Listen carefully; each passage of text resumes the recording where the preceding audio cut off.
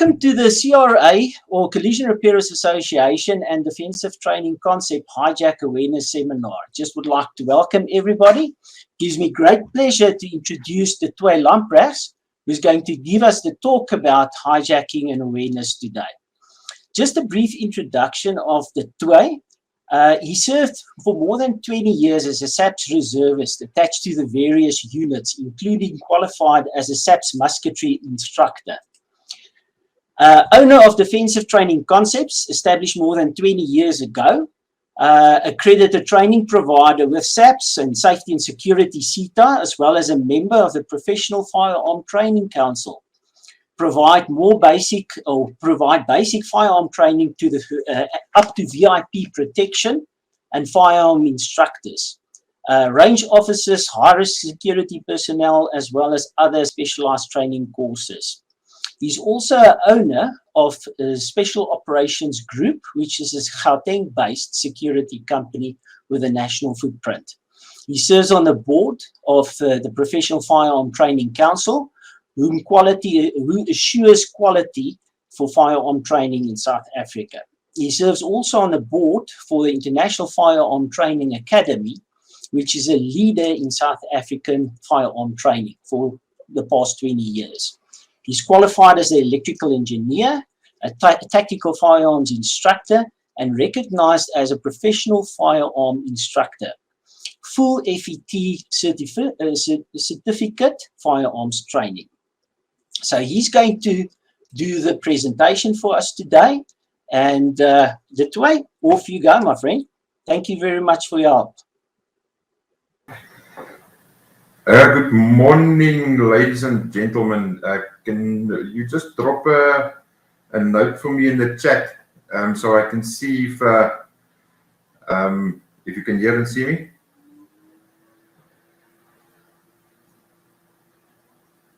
Okay, fantastic.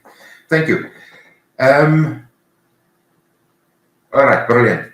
Okay, good morning.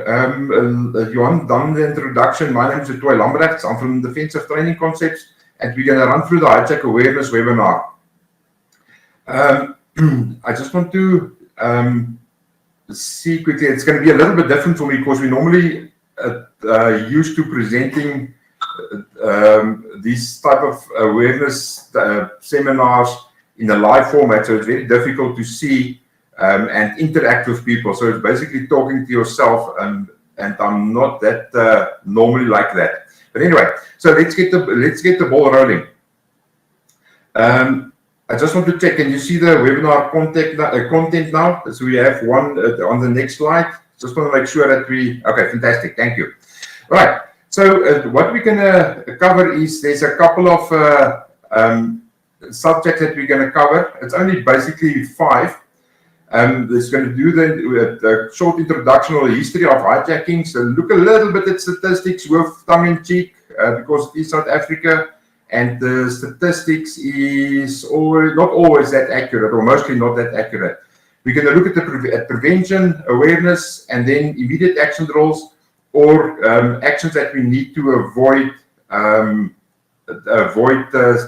what you need to do once you're in a situation if all the other preventive measures has failed. Okay, so the hijacking is not a uniquely South African thing. It's not new. The Americans normally refer to it as a carjacking and not a hijacking. Hijacking is normally used for aeroplanes.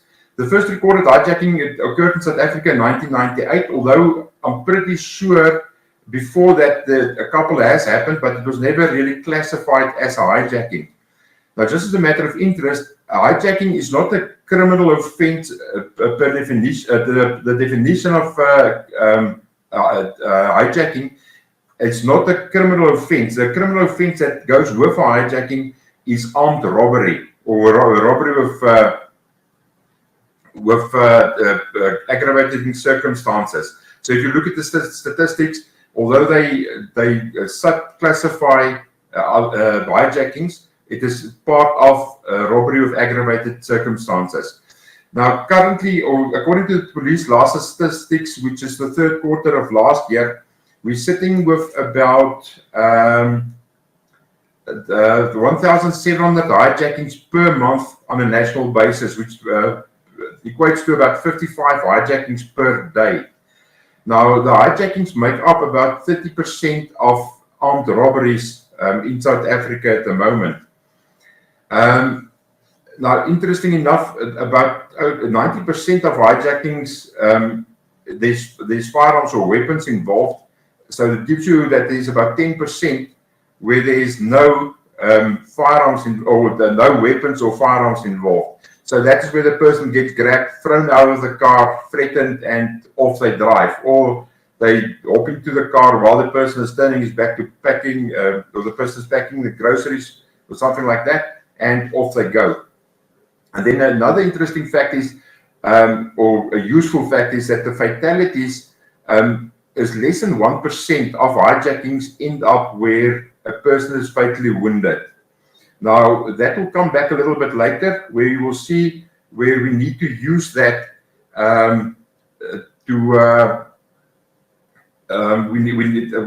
if you look at the psychological preparation for a worst case scenario, that is something that you want to keep in mind, that there is less than a 1% chance that you will actually die, for those of you who do fear death. Anyway, I just want to change something here quickly. We've loaded the presentation up onto the platform, but it doesn't give me the animation. So what I'm going to do is I'm just going to share my screen quickly and get to the same slide. There we go. Okay, so if you look at the statistics, the single most important fact about the statistics is that there's one thing that you want to do, and that's not to become part of the statistics.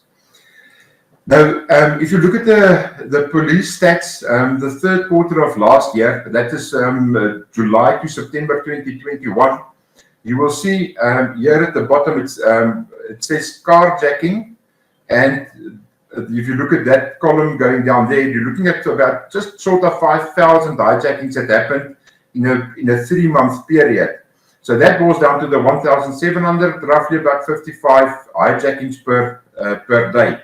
Now you'll see there is a subcategory of aggravated robbery.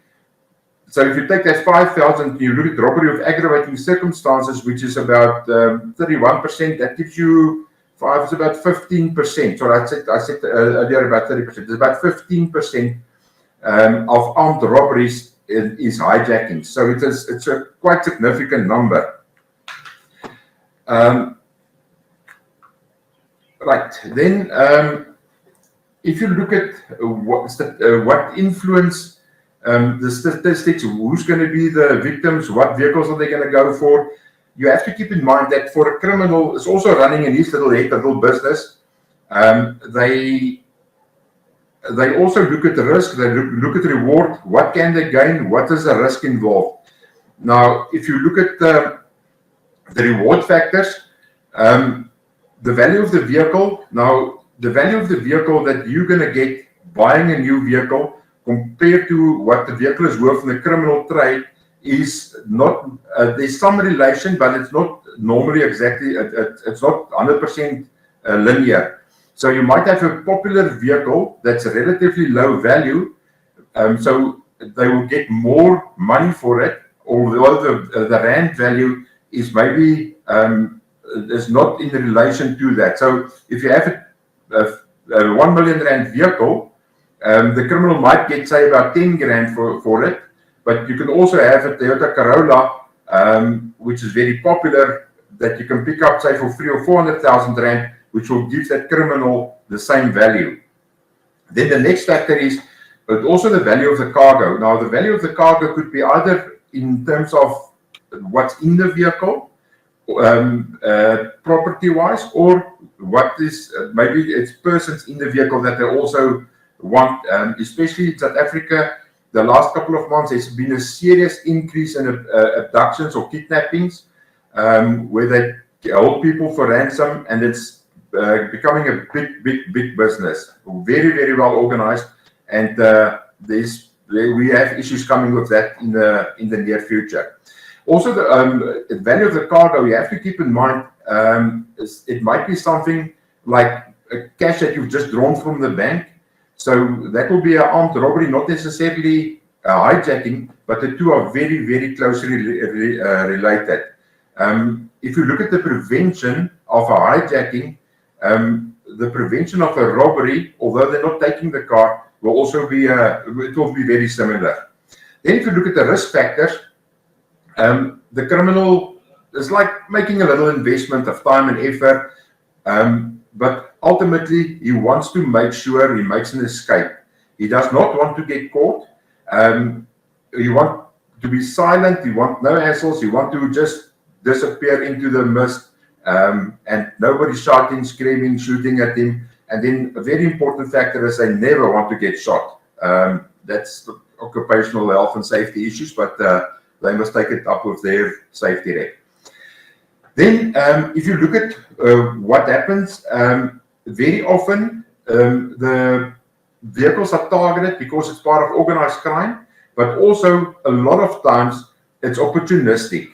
Guys hijack a vehicle because the opportunity is there. At one stage here in Alberton, because we're based in Alberton, in the South Crest area, almost guaranteed on the Friday afternoon you will have a hijacking, and that vehicle was always dropped in a specific location in the township, and it was just like every time they pull a hijacking, use it as transport to get there, grip what's in the vehicle, and then they disappear. That happens. It's not as much as organized. Normally organized, it's a specific type of vehicle that's ordered. They've already got a place where it's going to go. The tracking will be removed. It will move to a chop shop or rebranded, re-number plate, and everything. It will go over border. So if you look at the prevention, when you get to the stage where you're in this situation, you basically have very, very limited options. We want to avoid this. That's why the prevention of becoming a victim of hijacking is extremely, extremely, extremely important. And everything, 90% of what we're going to do for the rest of this presentation is the prevention of ending up in a situation where you sit with something like this. By the time that guy's at your door, pointing a firearm at you, it's too late. You don't want to be there. Okay. So, like I said, prevention is critical. Now, to prevent it, you need to think like the enemy. You can call them criminals. Criminal sounds like it's a nice term, but it's the bottom line. It's the enemy. So you need to think like they think and get into their mind and see how what they're currently using, what they possibly can use in the future, and then work on a plan to prevent becoming a victim. If you look at the current modus operandi, now, okay, I have to mention immediately, statistics in South Africa, it's totally unreliable. There's various sources, people claim to have done research, blah, blah, blah, long stories. But if you take it from experience, there's most of the hijackings has got traits or factors that's shared throughout the hijackings. Now, apparently, about 60% of hijackings happens in driveways. Now, a driveway can either be your residential home, which is quite high. I think it's something about 50% according to some stats, where the hijackings happen. And the remaining about 10% is at the business premises driveways. But the principle remains the same. Now, the 60%, then you look at traffic light and intersection, you're looking at about 15%. The reason why, sorry, just to walk back to the driveways quickly, the 60% with the 50% of contributing to that 60% is in the residential area driveways. The reason for that is there's normally less security. It's normally more secluded. The neighbors has got high walls. They're not looking what's going on. So it's a lot safer if you look at the risk reward for that person to arrive there and then make a silent escape. Traffic light and intersections, you're looking at about 15%. And then the other one is on and off ramps. Now, the one common factor in all of them is for the hijacking to take place, you require a stationary or at least a slow-moving vehicle. Okay. It is very seldom that you will get something happening on the highway where you're driving at 120 kilometers per hour, or a bit faster or a bit slower, depending on your personality type. And then, if you look at all those hijackings, it involves a form of boxing in. Now, the boxing in is not that what we've heard and seen where there's three vehicles, they box you in and they push you off the road. Boxing in is a simple, you park halfway in your driveway, the gate in front of you, they simply stop behind you, and there your escape route is gone. You are boxed in. Okay. The occasions where they actually use three vehicles to box you in, push you off the road, and then hijack you is very limited. And back to the risk reward, normally in a case like that, the reward will be way more than just a simple vehicle. Normally it's cargo, normally it's a sort of valuables that's in transit. It could be cash, it could be diamonds, it could be gold, platinum, whatever. The reward that they get for a normal vehicle is not worth employing three vehicles. Each one has to have a driver. Each one probably going to need 2 or 3 crew members. So you're sitting with at least 10 people that needs to get fed off that loot that they're going to get there. And that's normally not worth their while. Then you also have to think of future MOs. One thing that we say about criminals is he can sit across a road from your house and look at your house for days and days, and all he does is sitting there and working on a plan how to get in and how to get something from you that he haven't worked for or doesn't deserve. So we also have to think like the enemy, like the criminal, and look at your specific situation and see where your weaknesses are. If you are going to hijack yourself, what would you do? Okay, nobody knows their weaknesses as good as themselves. If you look at from the right perspective at it. So to reduce the risk, you need to do a bit of a risk assessment.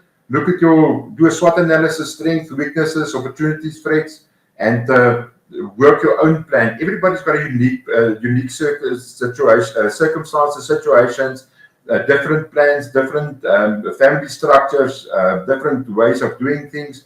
Mom travels with the kids, dad travel alone, mom and dad travel together to work, no kids, or you have the kids being collected from the gate in the mornings. All of those, everybody's unique, so you have to work on a plan for your own specific circumstances. Then if you look at awareness, there was something that I wanted to emphasize here. I can't remember exactly now, but anyway. So if you look at awareness, now awareness is critical. It's a key to prevention of almost 90% of ending up in a situation. It's not going to stop crime, but it's going to help you not ending up in becoming a victim of hijacking or walking into an armed robbery. Now, if you look at the awareness, how that whole concept is struck together, there's a couple of things that we can address with it. The first thing is we're going to look at the OODA loop, or it's also referred to Boyd's cycle. Now, you can go and Google it later, do a bit of research on it. The OODA loop is something it's developed from combat during the Vietnam War by Colonel Boyd. Analyzing dogfights with fighter planes, but it's also been pulled through to daily crime prevention. It's been pulled through into business. So go and research it a bit in your own time or read up on it. It is a very, very interesting concept. Now, the OODA loop, the OODA stands for observation, orientation, decision, and action.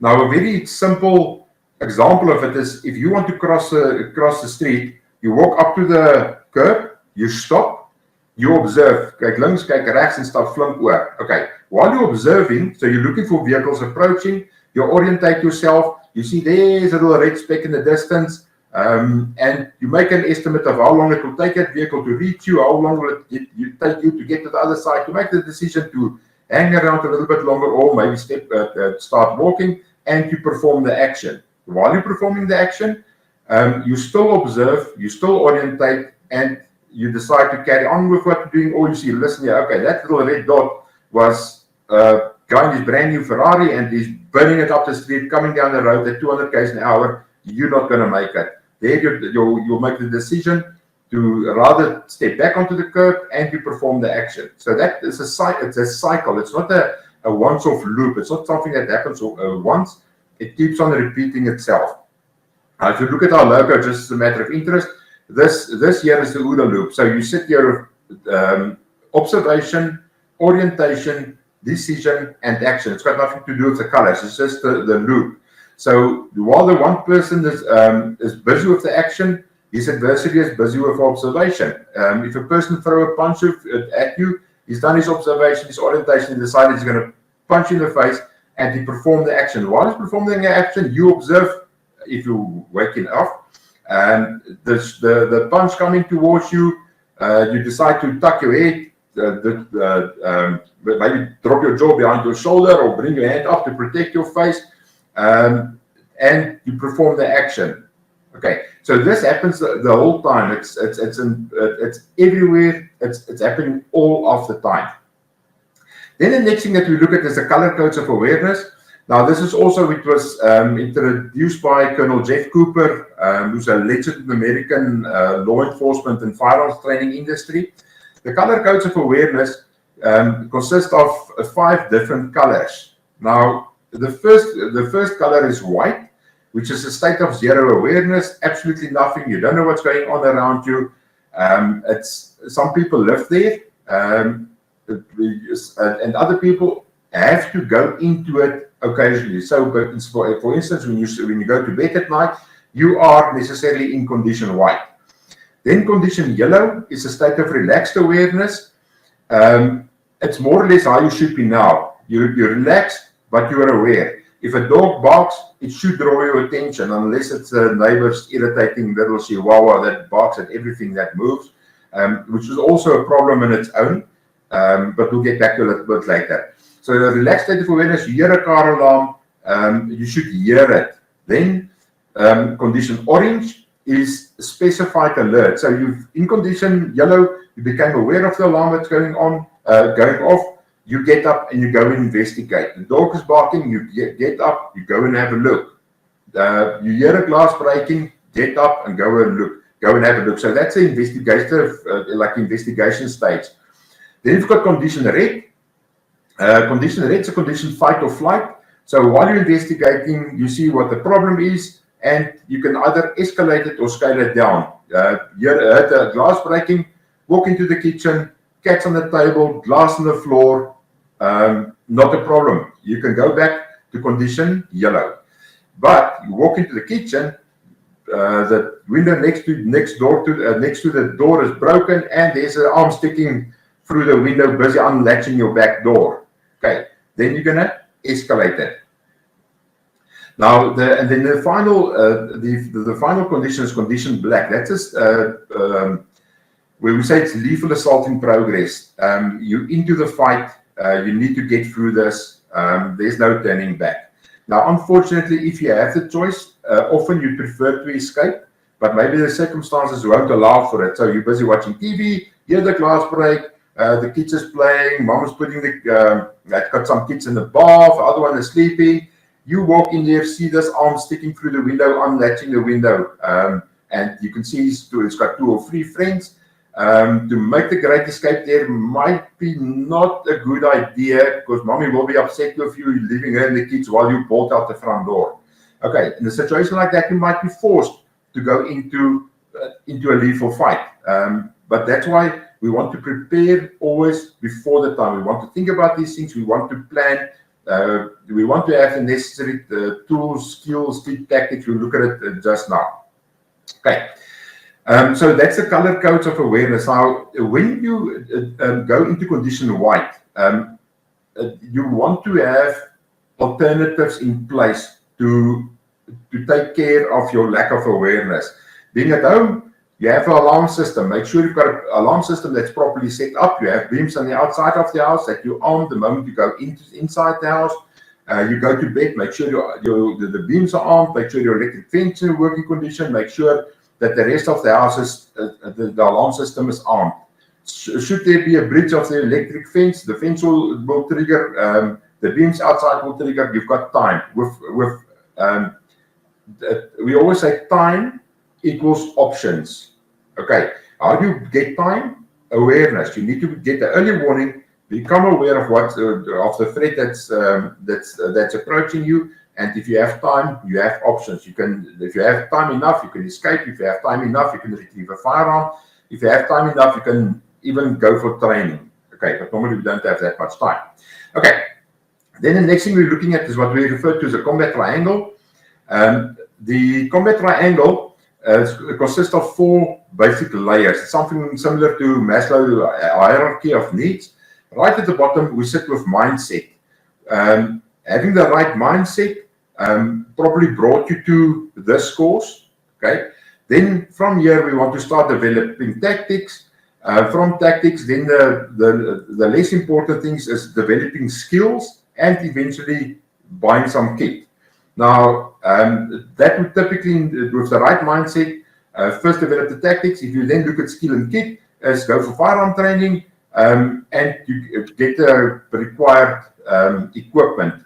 Also, go for a defensive knife course, go for something like a pepper spray course. All of those are tools that goes into your toolbox. When you end up in a situation where you sit with a condition black, where you have absolutely no choice but to fight, then you are equipped for it. Okay. You can also go and read up a little bit on this. Now, if you look at awareness and practice, the best way to sharpen your awareness is to disrupt your routines. Now, disrupting your routine doesn't mean you have to change jobs and go for a day from working normal office hours to working night shift. It involves simple little things like adding a little elastic band onto your keys. If you just take the elastic, rewind it around your key. The moment you take your vehicle's key out of your pocket, you feel the elastic, it's something different, and immediately remember, listen here, I need to be awake. I need to, while I'm approaching the vehicle, I need to look around. I need to look at my vehicle. Is there something wrong with the vehicle? Look at the environment. Is there anybody suspicious hanging around? What's parked right next to me? While we're on that topic, park next to you. Avoid parking areas. Avoid parking next to big vehicles. It obscure view. It obscure view of the car guards. It obscure view of cameras. It is not ideal because back to the observation thing. It takes observation away from anybody, and that's what the criminal wants. Also, on disrupting your routine, put a little dot on the windscreen in front of you. Okay. Now, not a dot that you can't see cars coming. Just take a, I'm not going to say put something in your windscreen, but just put something there that will remind you when you see it that you need to be a little bit more aware. Now, any change like that, people become environmentally blind. It won't take long before you look over it. So, but while it's new, while there's a change, you want to use that to become more aware. Look around, see what's happening, and that is the first step. The step of that OODA loop is the observation part. If you fail the observation part, you're not even in the game. Then you just straightforward the victim. Now, so also remember, you want to use this and build a habit. You must make it a habit to become more aware. Now, once you build that habit of becoming more aware, it will eventually happen automatically. First time you got into the car, you've got all these levers and things around you. You have to push in the clutch and then battle with the gear lever, trying to figure out where's what. And then once you start driving, look at the revs. All of that is automatic. So that's what you want to build. You want to build that habit of being aware. The moment that something is out of place, that will should trigger something and say, listen here, it's out of place. I need to wake up and see what's going to happen next. The observation is there. It will buy you time. Okay. Then as you approach the vehicle, like I said, with the elastic band in your keys, scan the vehicle. Make sure that when you're on your way, that you have your keys in your hand already. Don't get to the car and then start digging in your handbag. and trying to figure out where you've lost, where you've softed, where is it the pocket, is it in your handbag? Because the moment you start groping around for stuff, your awareness is gone, your concentration is, where's my keys, especially if you're running a little bit late. And then, apart from the scanning your vehicle, so you look at your vehicle for anything wrong with the vehicle, maybe a flat tire, something stuck in the window, something tied to the vehicle that can distract you. Scan the environment. Okay, you look for people that's hanging around. Although the hijackings in parking areas is relatively low, grabbing your cell phone, which is becoming more and more common. People grab the cell phone while you're busy on your cell phone, sitting at the restaurant or standing at your vehicle talking, or sitting inside your vehicle with your phone in your ear, grab it and run off. So scan the environment for anything that's out of place. We'll look at a little bit the out of place just now. Okay. Then while you're driving, as you're approaching your home, okay, I don't know if you've seen that comedy by the comedian Chris Rock. He puts it slightly different, but he says that boils down to turn off the music. Okay, turn off your radio, turn off any distractions. Tell the kids, or not tell them. You need to get them that they know. Listen here, we're approaching home. We need to behave, or approaching a destination, not only home. They need to behave, that they don't distract you, so you can be at your sharpest with your awareness, looking around, looking for environment, looking for things out of place. Then they advise, they say, or we say a kilometer, but it's something, it's best to use a marker that, say for instance, the moment you turn into the street or you turn into the neighborhood, okay, that when you turn in there, it's going to build muscle memory. The moment you turn in there, the radio gets switched off. The kids know, listen here, we need to sit and behave. So you want to, some distance from your house, since 50% of the hijacking place is going to take place in your driveway, make sure that as you approach your driveway, that there's no distractions. You need your awareness to be right at its top, scanning, looking around, and stop you preventing from becoming a victim. Right. If I say active scan, I think it was the road. Was it some road safety campaign? Kyk, dink en bly leef. Okay, exactly the same. Right, look around, think about what you're seeing, and stay alive and stay safe.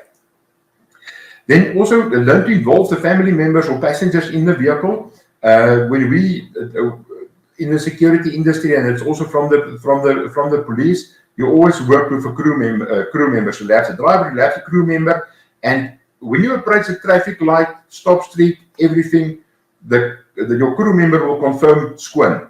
Okay, so he's happy that there's nothing approaching.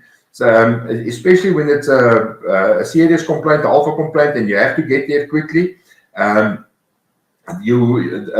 driver the passenger look as hard as the driver for any approaching vehicles or any possible threats, hazards on the road, hazards on the surface of the road, water, potholes, anything that could possibly be a problem. Right. So involve the family members. Also, when you look at a worst case scenario, if you develop a plan how to work in the worst case scenario, you must involve the family members and passengers, especially if it's children. Okay. While I'm on that, make sure that your children, it has to be more or less a game. I think often more trauma is brought onto the children by the reaction of the adults than the children itself. They're flexible, they adopt, they carry on. Tomorrow's back to school, back to creche, whatever. But the parents is the traumatized, and that runs flow over to the kids. Okay, so while you're scanning, what are you looking for? All right, now that's going to be different from every situation, every person. Back to your personal scenarios, a guy with a mask, unfortunately, is not that big a problem anymore, fortunately or unfortunately. But you have to look for anything that is out of place in your environment. What is out of place in my environment is not going to be the same as for you. So look at what's normal and make sure that you recognize anything that's normal and then question it. Don't like, oh, okay, that guy looks odd. Okay, So look at body language, look at suspicious vehicles, work on a definition for suspicious, okay, that you understand what you are looking for. Correct. Now, if we look at immediate action drills, sorry, just before we go into that, I just want to bring in something else here. If you look at, we've done the awareness part. Now, something that you also have to keep in mind, and there is some tips on the previous mails that was sent out by the CRA, also in the documentation that we will send you after the seminar, the webinar. Avoidance is also a big factor. Now, we've got a thing that we use with when we're training close protection operatives, is the 7 P's. Proper planning and preparation prevents poor performance. Okay, that's the 6. The other word we're not going to use now.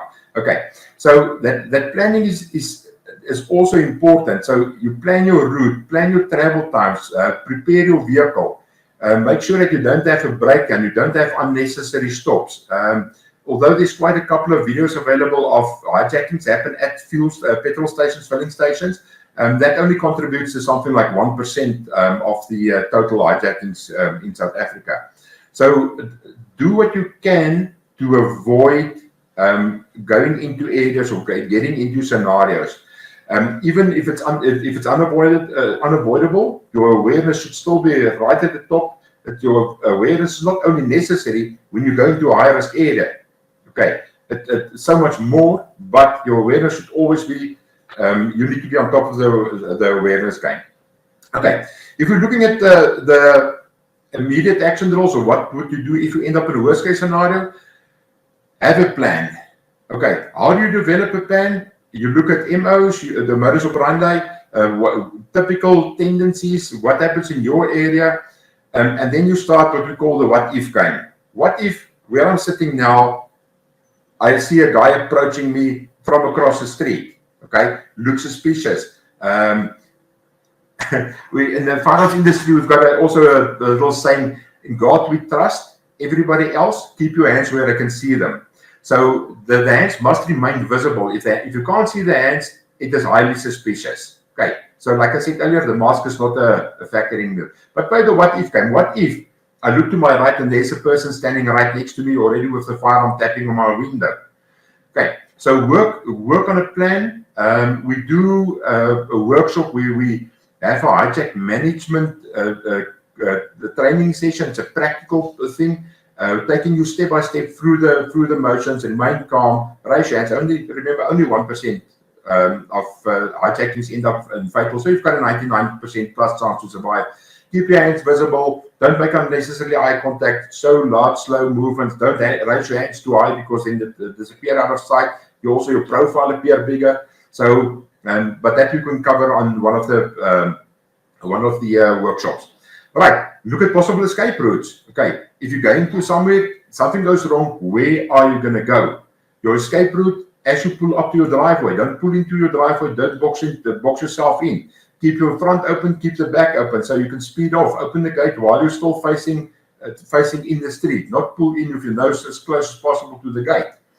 Then, if you look at self-defense options, working off a worst-case scenario. Sorry, I'm going to push it a little bit because I see we a little bit over, not over time yet in total, but we still have to cover a couple of questions. The self-defense options, what is available? Right. The legal aspect. Armed robbery, which is hijacking, is a Schedule 1 offense. Now, if you look at a Schedule 1 offense, it's a life-threatening situation. And in the case of armed robbery, you get self-defense, where you act to defend yourself in person, or you act in private defense, where you're protecting another life or legal entity, a person that you have an obligation to. Now, for you to use force that's under the circumstances necessary, including lethal if it's necessary, there's a couple of factors you have to keep in mind.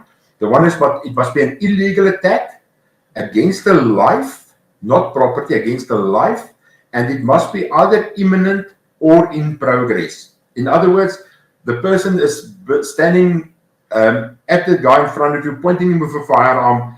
You can act in private defense, take out your own firearm, maybe engage him if you've got the skills, if you've got the kit, if you have the tactics, you're training, all of that. But the moment that person gets into the car and he drives off with the vehicle, then you're not allowed to use force anymore with borderline, or could include lethal force. So with that, the moment that vehicle is away, the person's life is not in danger anymore. You cannot use lethal force to stop that. Okay, so it's a lot easier to stay out of trouble than to get out of trouble. Okay.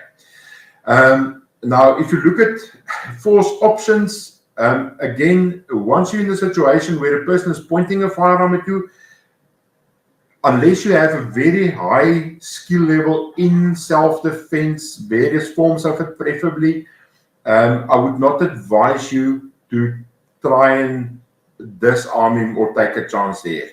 Comply with him, and then extremely important, the moment you have the opportunity, you must escape. Okay, get away from there. That back to the escape route, whether it's in your vehicle or with your car, make sure that you escape. That person he wants a vehicle, he wants the value of the vehicle. Take yourself out of the danger area. Okay, with every 2-3 meters that you gain on that person, the probability if he shoots at you drastically decreases. Yeah, that's a different set of statistics.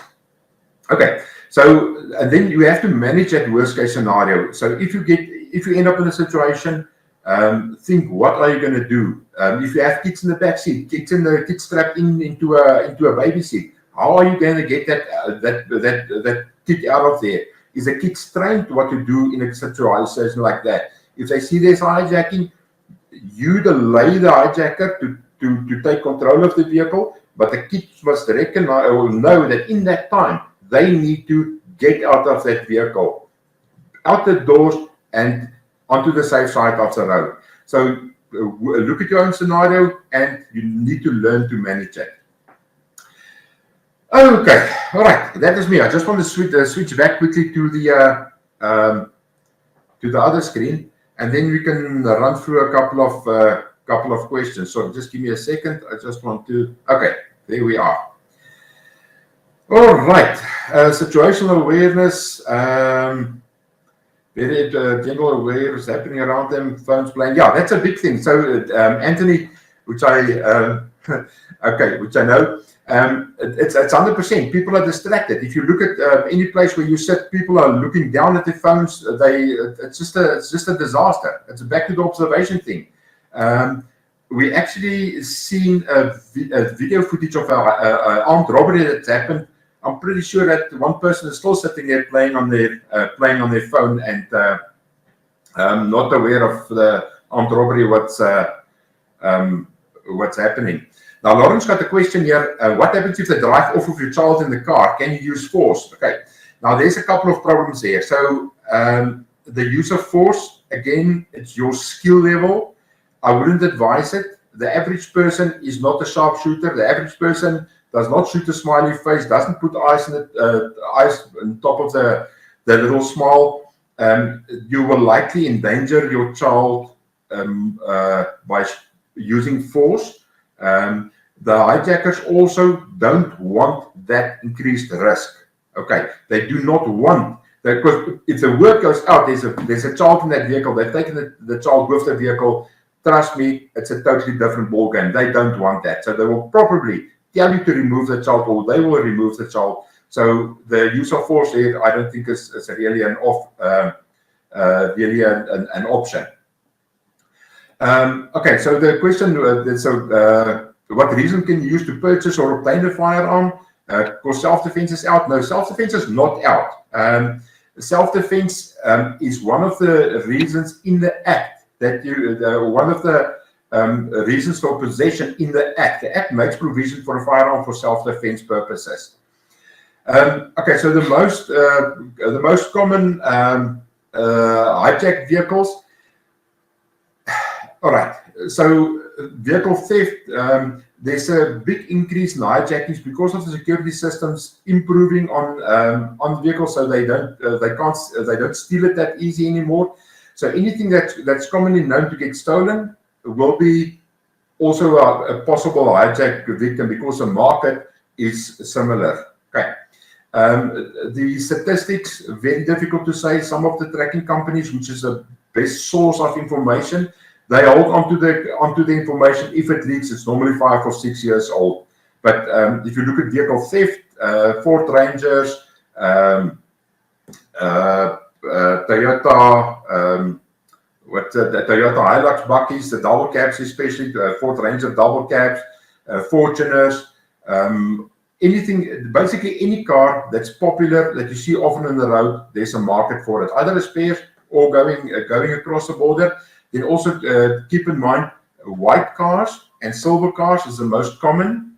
Okay, so that will also be probably higher on the list in terms of organized crime that they want to order it. Yes, Tukhzani,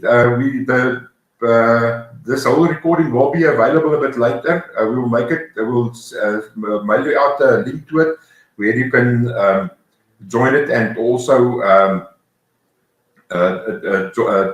just look at it. And then, since you joined late, Lauren, you can just have a look at the whole presentation. All right, sound settings. Okay, guys, drop it. We've got a couple of minutes, and then we can still. We've got a couple of minutes. We can still attend to a couple of questions.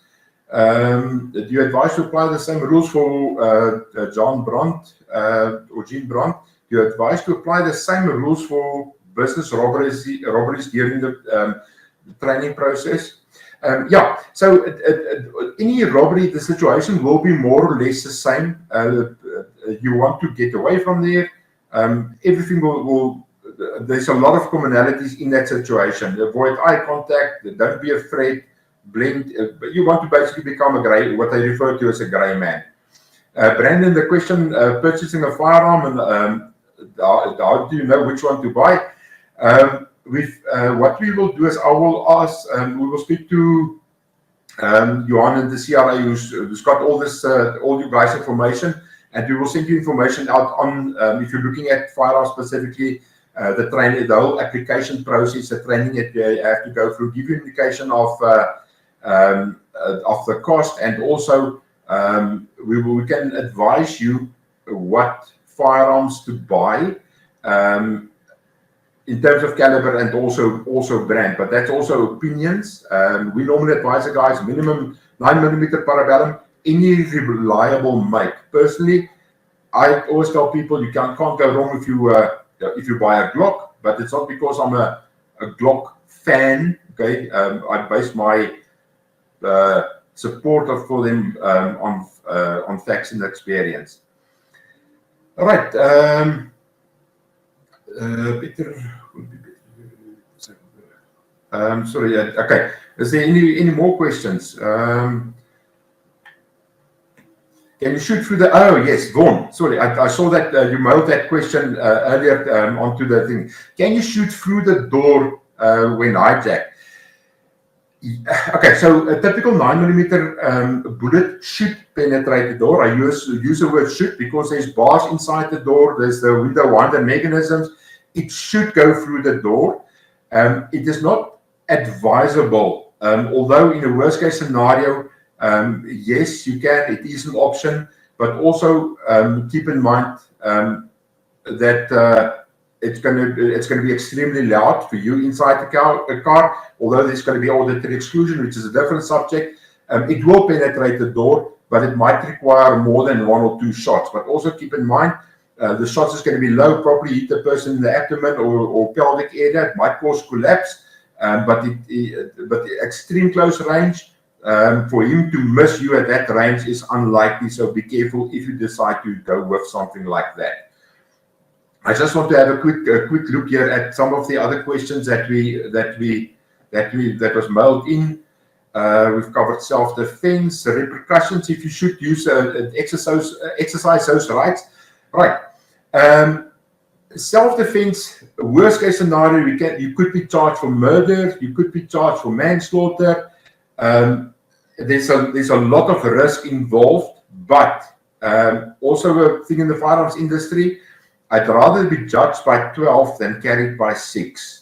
Okay, if your life is in imminent danger, do what you have to do. Do what you have to do. What I mean with that is, what is your skill level? What's your experience? What tools do you have available? There's a person, gunpoint shoot through the door. Okay, that was Vaughan that asked that question. How do you identify hotspots for hijackings taking place and look out for anything that looks suspicious, intersections? Okay, so like I said, mentioned earlier, any stationary position is a potential place for hijacking. What is single lane you drive in and you corner off from all sides and no escape route? Like I mentioned, that's also it's highly unlikely that would happen, that they really box you in unless you're carrying something else valuable. Once they gunpoint you, then play the game, comply, and escape as soon as possible. Alrighty, guys. Excuse me, I lost this. All right. Okay. So what we will do is the Brandon's question. What is the next in-person awareness training and what's the cost? We will email you all that information and then we can take it from there. Samuel, a question: will I be charged if I drive over an armed hijacker? So to get back to the use of force, the use of force does not necessarily means firearms, although firearms are the most popular. The use of force is any force. So whether you drive over the person and seriously injure or kill him, or whether you shoot him and injure or kill him, the principle is exactly the same. And it's a good thing that you mentioned that. The vehicle itself is a weapon or a tool. You're supposed to be the weapon. The vehicle is a tool, like a firearm, like a baton, like pepper spray. It's a tool. Make use of it. All right. Okay, you advise having a personal car tracker from one of the companies is definitely a must. The probability of recovering a vehicle once it got stolen is highly, highly unlikely if there's no tracking unit in that tracking device in that vehicle. Also go for online tracking. If it's online tracking, that means the vehicle is constantly monitored. If they identify high-risk zones, once they enter that area, the tracking company will probably phone you before you know your vehicle is gone. The phoning units, whether you after an hour at the pub or 2 hours shopping, you get out, your vehicle is gone. By that time, they had time to look for the tracking device and remove it, and they will find it if they have enough time. And also, by that time, the vehicle is far gone. Okay, so yes, definitely. I won't advise or recommend any specific companies, but yeah, so you have to do your bit of research here. We're not here to promote any of those tracking companies. What happens when the request is stopped by the police after 6? All right, it is a problem. It's not time specific. It can happen during the day as well. Engage your hazard, slow down. Indicate that the person must follow you. Go to a safe place, safe area, relatively safe. The nearest police station is maybe 10 km from you, so drive to a petrol station where there's witnesses. Again, they don't want the scene. They would want to be able to escape if it's criminals. So once there's more people, then the probability of them going through with it is reduced. All right. Definitely more than one tracking device, is advisable, but with it comes a cost. Some of the units I know you can get for 99 Rand a month. It's not a bad idea. Maybe pay that extra, get a proper online unit, which is normally a bit more expensive, and then get a phoning unit that you can pick up from some companies at about 99 Rand per month. Okay, guys, we're slightly over time. I hope you enjoyed it. The guys will be in contact with you. We will mail out a link to this presentation if you want to review it or if you missed the beginning of it. Also, we will send you some the documentation, some awareness guides, the golden rules, So there's a couple of documents that's coming your site, and then we will also address further training if you guys are interested. Then also we will appreciate, send us some feedback, reply to CRA, to Jacques and Johan, and they will give us the feedback, and then every time we do it better. Stay safe, stay aware, and keep your eyes open. Good luck, everybody.